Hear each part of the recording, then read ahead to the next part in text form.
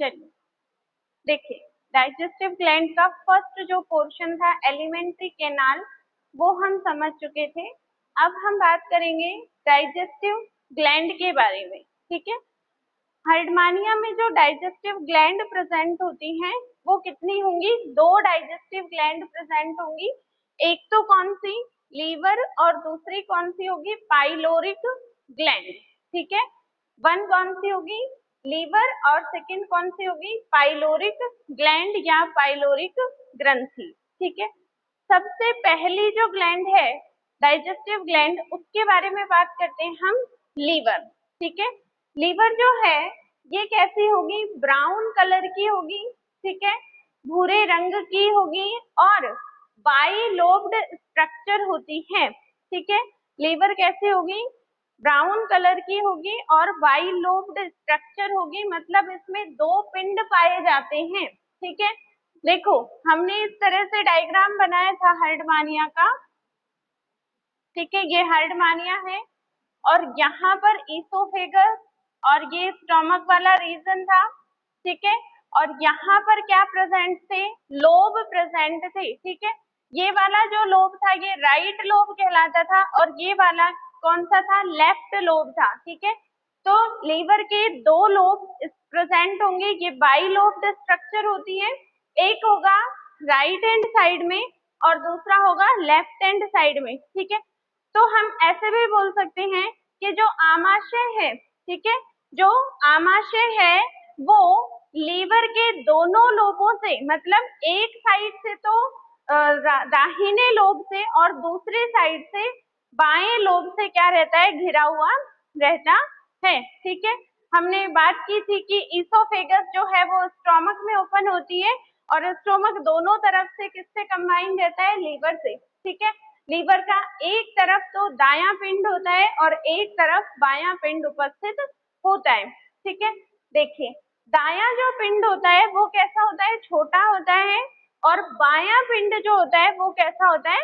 बड़ा होता है आकार में। ठीक है, यहाँ पर यकृत में बहुत सारी क्या पाई जाती हैं? नलिकाएं पाई जाती हैं, और ये सारी नलिकाएं जो हैं वो क्या करती हैं? कनेक्टिव टिश्यू में जो मैट्रिक्स रीजन होता है वहां पर क्या होती है? धसी हुई रहती है। ठीक है, नेक्स्ट आपको ध्यान रखना है कि ये जो बहुत सारी नलिकाएं पाई जा रही है, ठीक है, अभी हमने बात की कि इसमें बहुत सारी क्या पाई जाती है? नलिकाएं पाई जाती है जो कनेक्टिव टिश्यू के मैट्रिक्स में धसी हुई रहती है, और ये नलिकाएं लगभग 10 से 12 हिपैटिक डक्ट का क्या करती हैं? निर्माण करती हैं। ठीक है, इनमें रुधिर पात्र यानी कि ब्लड साइनसेस जो हैं वो भी क्या होते हैं? उपस्थित होते हैं। ठीक है, आगे आपको ध्यान रखना है कि जो लीवर है ये किस किस का क्या करता है? सिक्रीशन करता है। कौन कौन से एंजाइम हैं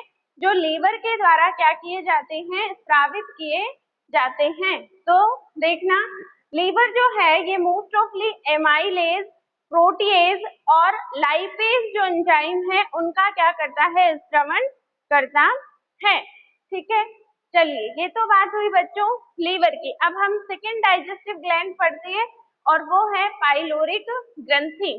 ठीक है, पाइलोरिक जो ग्रंथि है उसके लिए आपको ध्यान रखना है, पाइलोरिक ग्रंथि आमाशय में पाई जाती है। ठीक है, किसमें पाई जाती है?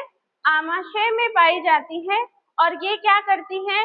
पैनक्रियाज जो है, ठीक है, पैनक्रियाज और उत्सर्जी अंग की तरह भी कार्य करती है। ठीक है, ये हो गया बच्चों डाइजेस्टिव ग्लैंड। ठीक है, यहाँ तक का जो मैटर था इसमें हमने कवर कर लिया एलिमेंट्री कैनाल और डाइजेस्टिव ग्लैंड। अब हम देखेंगे कि इसमें फूड फीडिंग और डाइजेशन किस तरह से होगा। ठीक है, ये जो है हार्डमानिया वो क्या क्या भोजन ग्रहण करेगा, किस प्रकार से इसकी फीडिंग मैकेनिज्म चलेगी, और किस प्रकार से जो ये भोजन ग्रहण करेगा उसका क्या होगा? इसमें डाइजेशन होगा। ठीक है, देखिए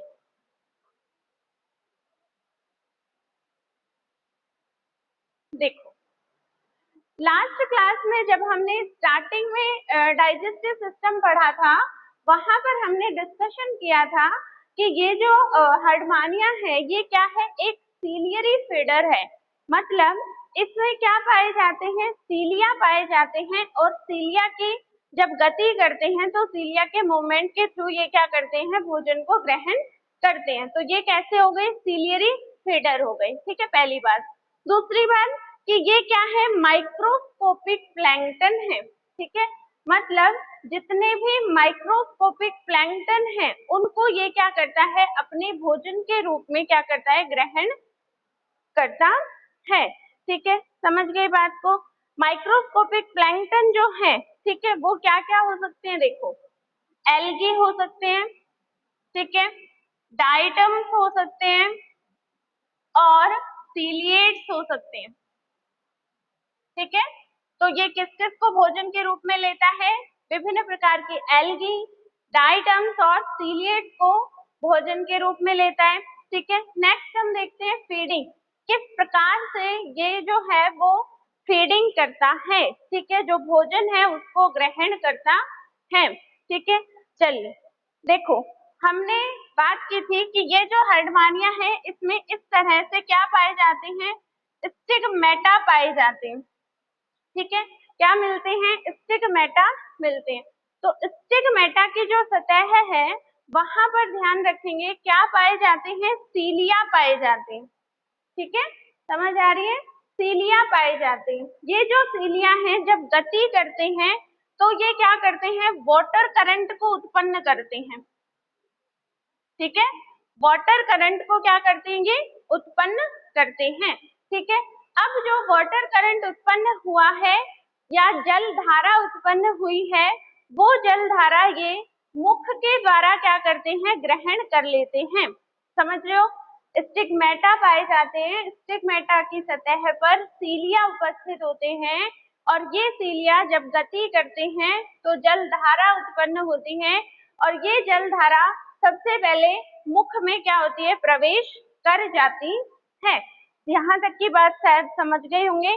अब देखो, ये जो मुख है, ठीक है, इसमें से ये केवल सूक्ष्म कणों को ही, आपको इस बात को नोटिस करना है कि ये केवल सूक्ष्म कणों को ही, यानी कि जो छोटे आकार के भोजन है, भोज्य कण है, उनको ही ये क्या करेगा, ग्रहण करेगा। ठीक है, फिर जो भोज्य पदार्थ है वो जाएंगे फेरिंग्स तक, और फेरिंग्स से होते हुए स्टिग्मेटा तक पहुंचेंगे। ठीक है, आपको अगर ध्यान हो तो यहाँ पर हमने इन्हें तो नाम दिया था स्टिग्मेटा, और फिर यहाँ पर एक और लाइनिंग प्रेजेंट थी जिसे हमने कहा था एंडोस्टाइल।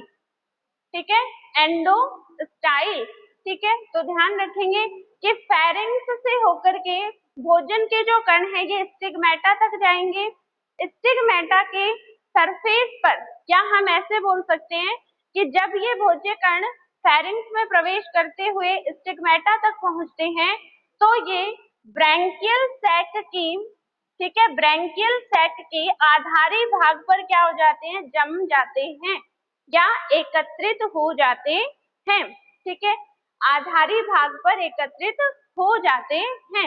अब हमने ब्रैंकियल सैक के आधारी भाग पर एंडोस्टाइल पढ़ा था, तो ये जो एंडोस्टाइल है ये क्या करती है, म्यूकस का सिक्रेशन करती है। ठीक है, किसका सिक्रेशन करती है, म्यूकस का सिक्रेशन करती है। ठीक है, अब जो यहाँ पर भोजन के कण उपस्थित थे वो क्या करेंगे, म्यूकस की सतह से म्यूकस से क्या करेंगे, चिपक जाएंगे। ठीक है, फिर जब एंडोस्टाइल के पक्षमाभ जब गति करते हैं तो ये म्यूकस यहाँ डोर्सल लैमिना की सतह पर चिपक जाता है। ठीक है, यहाँ तक का मैटर समझ आया। अब चलो आगे देखो, अगर एक फ्लो में हम पढ़ना चाहें तो हम डायरेक्टली ऐसे भी बोल सकते हैं कि वाटर के जो कण हैं ये सबसे पहले मुख में जाएंगे, मुख से फेरिंग्स में, गिल साइफन से होते हुए फेरिंग्स में, फेरिंग्स से स्टिग्मेटा पर, स्टिग्मेटा से होते हुए एट्रियल कैविटी में एंटर करेंगे, एट्रियल कैविटी से एट्रियल साइफन में जाएंगे, एट्रियल साइफन से एट्रियल अपर्चर में जाएंगे, और एट्रियल अपर्चर से क्या होंगे, बाहर रिलीज कर दिए जाएंगे। ठीक है, लेकिन इससे पहले की जो मैकेनिज्म है जो अभी हम डिस्कस कर रहे थे कि ये जो भोजन के कण हैं ये ईसोफेगस तक किस प्रकार से पहुंचेंगे? भाई फाइनली जो भोजन के कण है वो फेरिंक्स से ईसोफेगस तक जाएंगे, तभी तो आगे की फर्दर प्रोसेस होगी। ठीक है, तो एक बार फिर समझेंगे इसको। देखिए,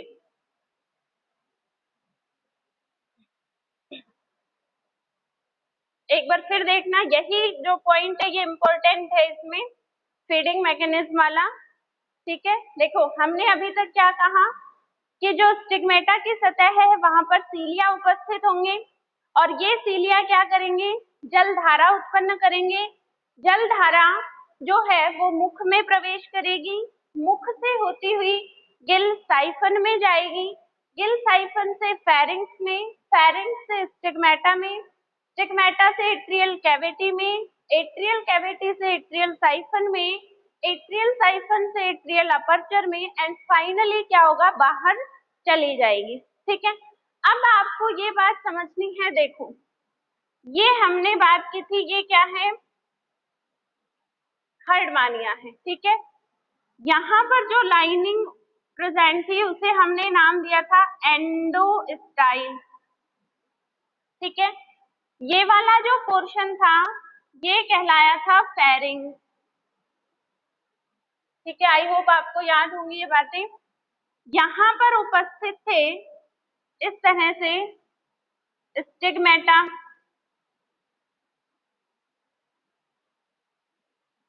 ठीक है, स्टिग्मेटा, समझ गए? अब देखो, और ये वाला रीजन था डोर्सल लेमिना वाला। ठीक है, डोर्सल लेमिना, और यहां से निकल रही थी ईसोफेगस। ठीक है, अब चलिए देखो, फेरिंक्स में माउथ, माउथ से बकल कैविटी, बकल कैविटी से फेरिंक्स में भोजन गया। अब ये बोल रहे हैं कि फेरिंक्स से कहाँ जाएगा? स्टिग्मेटा पर जाएगा। ठीक है, स्टिग्मेटा से कहाँ जाएगा? एंडोस्टाइल में जाएगा, और एंडोस्टाइल की सतह पर, ठीक है, एंडोस्टाइल क्या करता है? म्यूकस का सिक्रेशन करेगा। ठीक है, आपको पता है म्यूकस क्या है? एक लुब्रिकेट या चिपचिपा का सा पदार्थ होता है, तो ऑब्वियसली जो भोजन के कण है वो क्या होंगे? म्यूकस से चिपक जाएंगे। ठीक है, या हम ऐसे कह सकते हैं कि ये जो ब्रैंकियल सैक है, ठीक है, ब्रैंकियल सैक है, ये सीव की तरह, छलनी की तरह कार्य करता है, जो केवल छोटे छोटे जो भोजन के पदार्थ हैं उनको ही क्या करता है? आने देता है। और ब्रैंकियल सैक की जो आधारी भाग है वहां पर भोजन के कण क्या हो जाते हैं?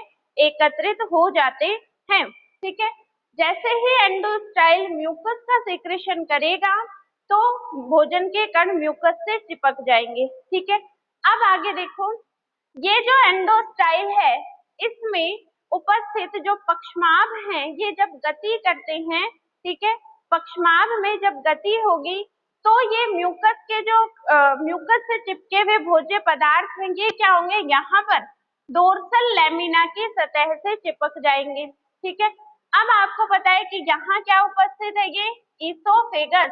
तो जैसे ही भोज्य पदार्थ डोर्सल लेमिना की सतह से चिपकेंगे, यहाँ से भोजन के पदार्थ चले जाएंगे ईसोफेगस में।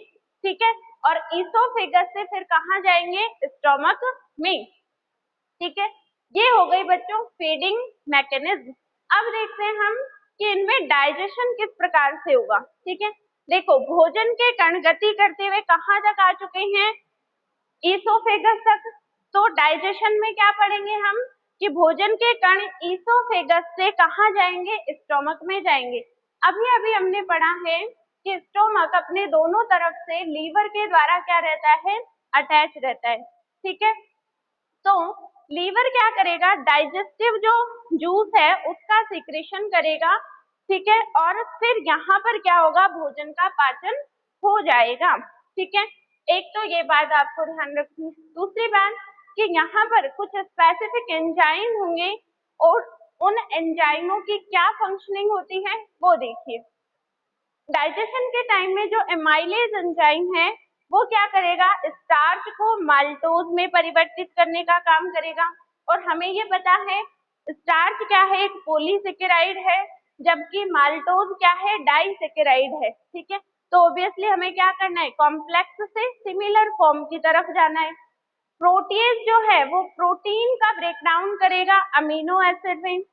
इसी तरह से लाइपेज जो है वो क्या करेगा, फैट को फैटी एसिड और ग्लिसरॉल में क्या करेगा, ब्रेकडाउन कर देगा। ठीक है, इस तरह से क्या करेगा, हर्डमानिया जो है उसमें फूड फीडिंग और डाइजेशन की जो प्रोसेस है वो क्या होगी, कंप्लीट होगी, जिसमें वो अपनी कॉम्प्लेक्स फॉर्म से, वैसे तो ऑब्वियसली वो बहुत ही फाइन जो पार्टिकल्स हैं या छोटे छोटे जो कण हैं भोजन के उन्हें ही ग्रहण करता है, फिर भी हम ऐसे कह सकते हैं कि वो कॉम्प्लेक्स फॉर्म से सिंपलर जो फॉर्म है उसका क्या कर लेगा, निर्माण कर लेगा।